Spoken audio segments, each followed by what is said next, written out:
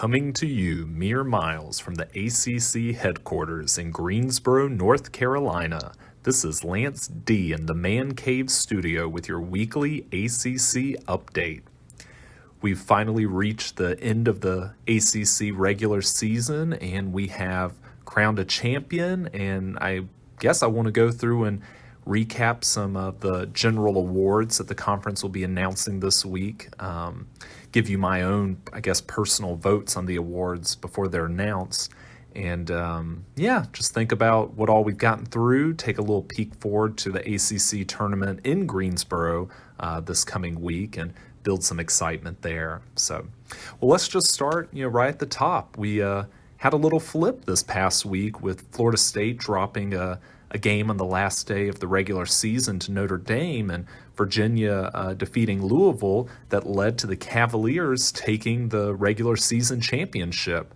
It is an odd year. I've mentioned this before, but with so many games getting canceled, you do have a pretty wide range. I mean, I think there's a 6 or 7 game difference between the team that played the most conference games and the team that played the fewest.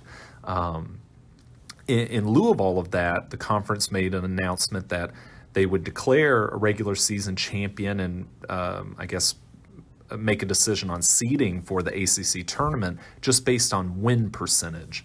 So Florida State losing that game and Virginia winning allowed them to flip their win percentage, even though the two have not played the same number of games. But again, congrats to Virginia. They've actually played more games than Florida State and end up with the winning record over them and the regular season championship. I really, a week ago did not think that was going to be possible. I hadn't worked out the numbers, but if they had somehow tied, Florida State had beat Virginia the one time they played heads up. Those are still our top 2 seeds, and I think will probably be the betting favorites to meet in the championship of the ACC tournament. But we've got a little bit of time to see how teams play and a few other things to get to before I turn all of our attention there. I typically will give you my player of the week and game of the week. Some of this is tied into each other, so let's just go through some of the, awards that the conference gives out and who I would pick for some of these. Let's just start right at the top with the player of the year.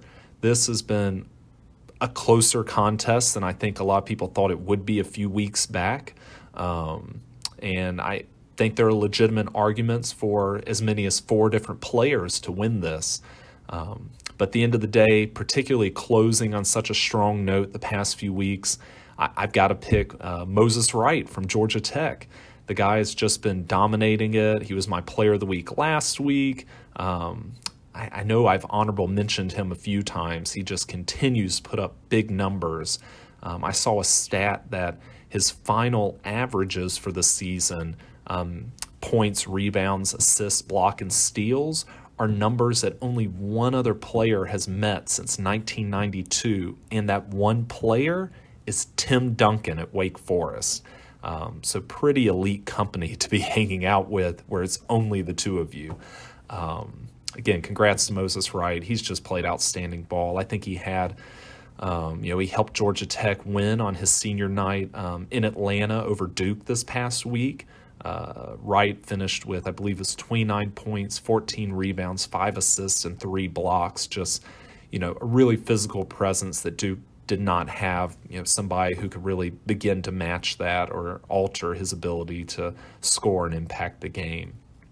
And, he had 2 performances with numbers not that different the week before. So again, guy just continued to bring it. He's my player of the year in the ACC. Let's go through the rest of, the other guys I think were in competition there, and I'll name you my first team all-conference ballot. Again, got to start with Wright. Just been playing too good for Georgia Tech. The guy that I think would have been in the lead for Conference Player of the Year ends up finishing second in my voting, and that's Justin Champagnie from Pittsburgh. Not that, he started playing poorly, but just fell off from some of the monster numbers he was putting up in the early half of league play. A lot of shakeup with that team. He's had 2 teammates effectively quit. They've entered the transfer portal and didn't finish the season for Pitt. And then just behind him, I think you have to go with Carlik Jones out of Louisville, guy that's a transfer from a mid-major, been playing some outstanding ball. In all of Louisville's wins, he basically looked unguardable and like the best guard on the court. Right after him, this is where it gets a little tougher, but I think there's an argument for Kevi Aluma out of Virginia Tech. Another transfer from a mid-major, followed his coach up there. But Virginia Tech's weird because they have had a lot canceled, played one of the smaller number of games of any team in the conference. But in those games, Aluma has been really effective. I know he's put up a lot of double-doubles that are 20 and 10 type games. Just really effective player.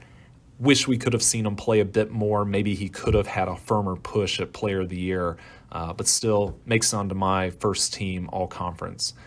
And then to finish up that fifth and final spot, I am going to go with Virginia's Jay Huff. Now, Huff also has a teammate that was in the running, that's Sam Hauser. And I think if you just watch enough of Virginia's games, Hauser is maybe the more dynamic player on offense, but there's just so much Huff brings to that Virginia team. He's the anchor down low. You can't teach 7-1. When I talk about Hauser's offense, it's not to knock Huff's. The guy is 7-1. He can shoot 3. He can pick and pop, but he's so long. When he's around the basket, he gets a lot of dunks, and he's put some dudes on posters this season. I just think that on both ends of the court, fully throughout conference play, I would give, if I had to pick one player for Virginia as their MVP, I would pick Huff, and that's what gives him the edge over Hauser here. I guess I'll name a second team All-Conference too, just to let you know some of the other guys I think we're just missing there, but probably have legitimate arguments at getting onto that All-Conference team. Matthew Hurt, I think, ended up leading the league in scoring, so he's got to be right there, and I guess would be the first guy on my second team. Again, I think for people that watched a lot of games, Hurt was sometimes a liability for Duke on defense. There were a number of games where it could often feel like he was maybe the worst defensive player on the court.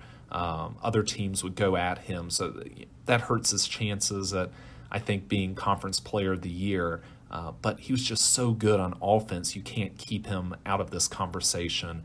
He had that one 37-point game.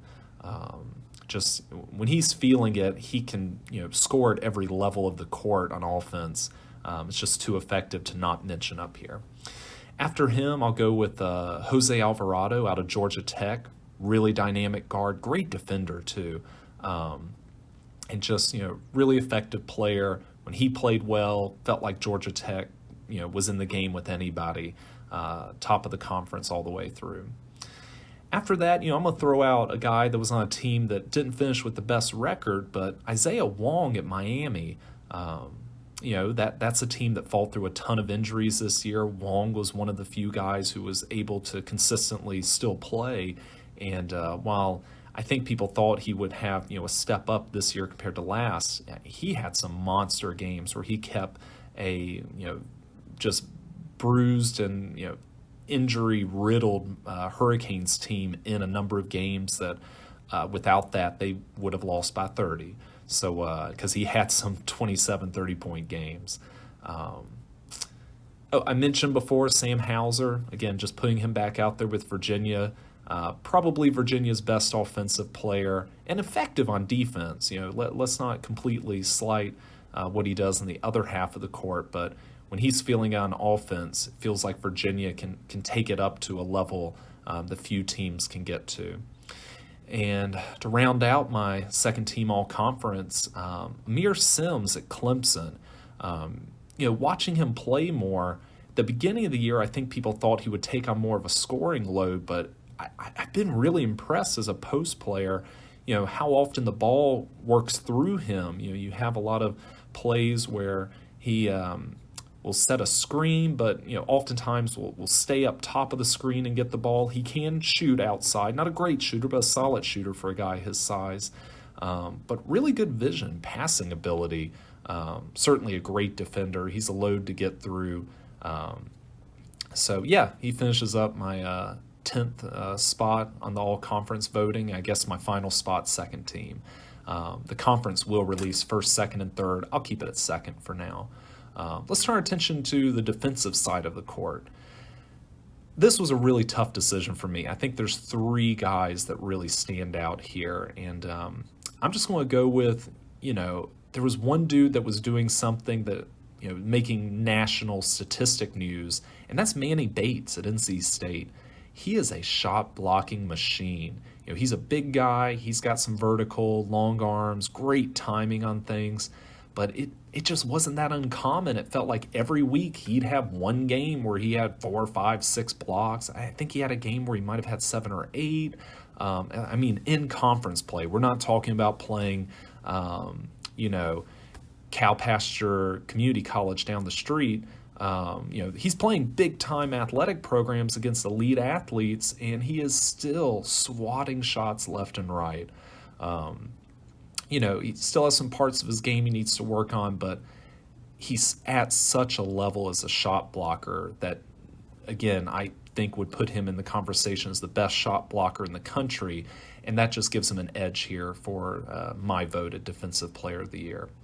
I will give you a defensive first team, though. So Bates leads that by a slim margin, and I'll give him that edge over Georgia Tech's Jose Alvarado. When he's on the ball, he's just hounding it. Gets a ton of steals, but a lot more just, kind of tip passes that frustrate offenses, never let them get into the rhythm. I know his last senior night game against Duke, he played through injury, still effective. So yeah, just great player.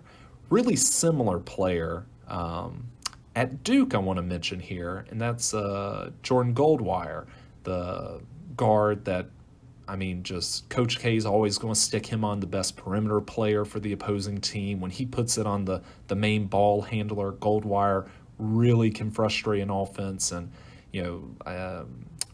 it feels like every game he's got 2 or 3 steals for a run out there, either a dunk for him, or a dunk layup for him, or he's dishing it off to a teammate to get that basket instead. So really felt like those three just a slight edge above everyone else. The other two I'll also put on that all-defensive team. They're two you heard me talk about as first-team all-conference guys, and that's Jay Huff at Virginia and Moses Wright at Georgia Tech. Two post players, a little different style. Huff is just so long, he can alter so many shots, gets a lot of steals and stuff, and then Wright is just a load and a physical presence that's not going to be pushed around, is going to get some physical blocks and just frustrate the bejesus out of post players and any guy that wants to come down in the paint. So shout out to those two to wrap up my defensive team. And then finally, I'll wrap up with a freshman of the year and all freshman team. This was really close between particularly two guys. I debated back and forth who I would give this to. One guy averaged more minutes, and so his numbers were better. But I think when you can look at some of the more efficiency rating and just see the on-court impact, both had a big impact. But I think, again, one of them was doing something that at a national, countrywide level was elite that I will give the edge to. And that's Day'Ron Sharp from UNC for my freshman of the year. Sharp is, you see him walk up and you're just like, my goodness, this is, one massive human being. And his offensive rebounding numbers were just wild. I think, any time that he was in the paint and there was an offensive rebound, he got it. I think it was almost 30% of the time, just wild numbers of how often he was able to grab rebounds.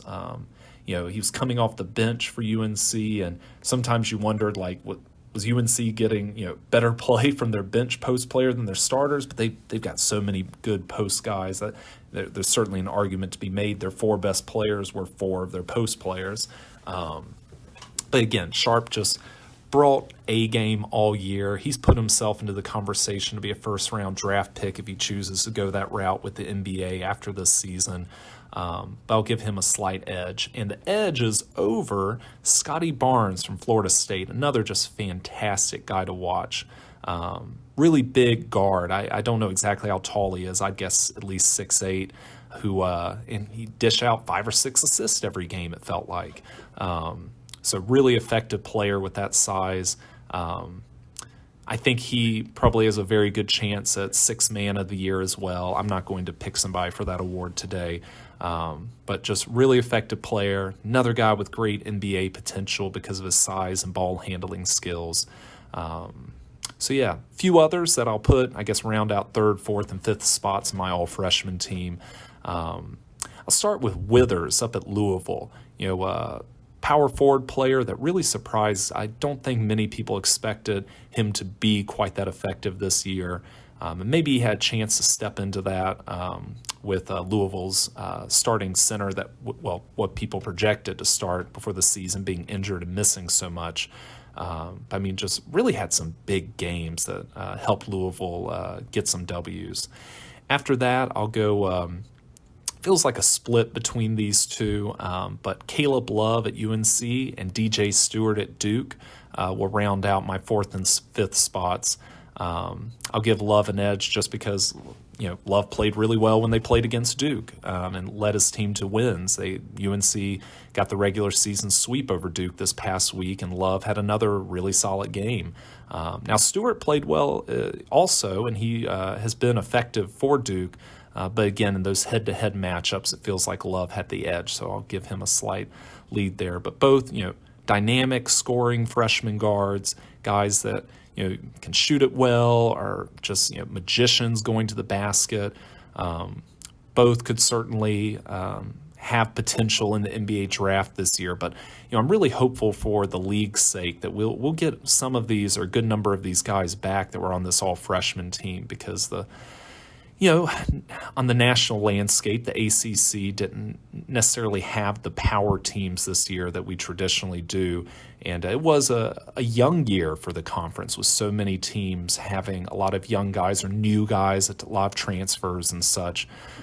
If we get enough of these guys back next year, I think you could see the conference having multiple teams in the top 10 for a majority of the season. And I think it'll start with guys like Love at North Carolina and Stewart for the Blue Devils, if they make those decisions to come back and likely be front runners for some of the conference Player of the Year awards next year. Now, with that said, let's talk just real briefly about the ACC tournament this week and what we have going on.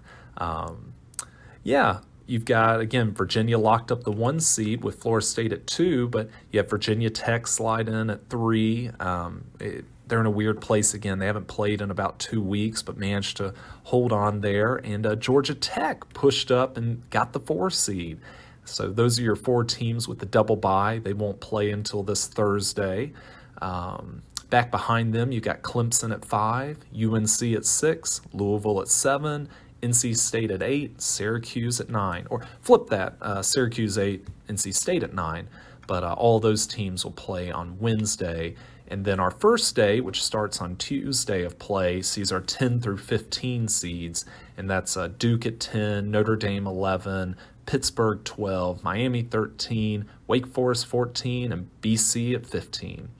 The very first game will start at 2 p.m. Tuesday, and that's the Pitt-Miami, the 12-13 matchup. Early on here, I'll have to say, keep an eye on who comes out of, the winner of that Pitt-Miami game will then play Clemson, and I think Clemson will win, and that will put number 5 Clemson against number 4 Georgia Tech.